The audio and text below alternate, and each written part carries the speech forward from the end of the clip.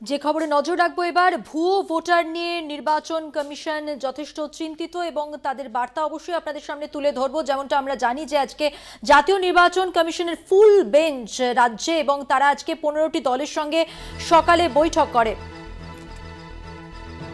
ভুয়ো ভোটার নিয়ে করা নির্বাচন কমিশনের ফুল বেঞ্চ। ভোটার তালিকা থেকে কেন মৃতদের বাদ দেওয়া হচ্ছে না, এমনটাই প্রশ্ন তাদের পক্ষ থেকে।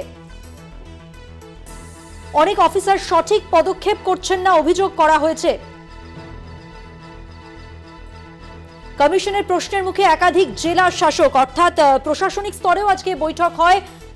জাতীয় নির্বাচন কমিশনের যে ফুল বেঞ্চ রাজ্যে, তাদের সঙ্গে যেমন 15টি রাজনৈতিক দলের আজকে 15 মিনিট করে বৈঠক হয়। পাশাপাশি আমরা জানি আজকে রাজনৈতিক দলগুলির সঙ্গে যেমন বৈঠক হয়, পাশাপাশি প্রশাসনিক স্তরেও যে বৈঠক হয়, জেলা শাসকদের সঙ্গে যে বৈঠক হয়, সেখানে এই প্রশ্নগুলি তোলা হয়।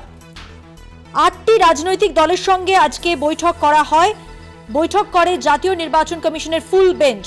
লোকসভা নির্বাচনের আগে প্রস্তুতি হিসেবে আজ জাতীয় নির্বাচন কমিশনের ফুল বেঞ্চ রাজ্যে 8টি রাজনৈতিক দলের সঙ্গে আজকে 15 মিনিট করে কথা বলেন তারা এবং তারপর প্রশাসনিক স্তরেও তারা বৈঠক করেন। সেখানে এই প্রশ্নগুলো তোলা হয়।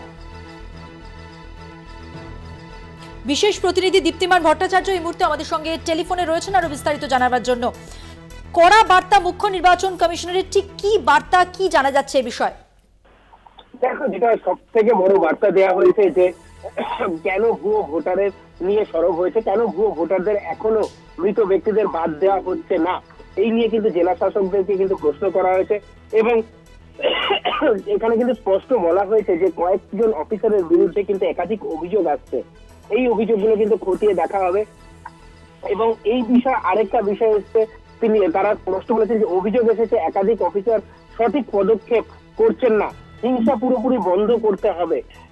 এই বার্তাগুলো কিন্তু আজকে দিয়েছেন। এছাড়াও বলা হয়েছে যে লোকসভা নির্বাচনের ক্ষেত্রে 2021 সালের যে নর্ম ছিল, যেটা ফলো করা হয়েছিল 2021 সালের, সেই নর্মটাকেই কিন্তু ফলো করা হবে এখানে।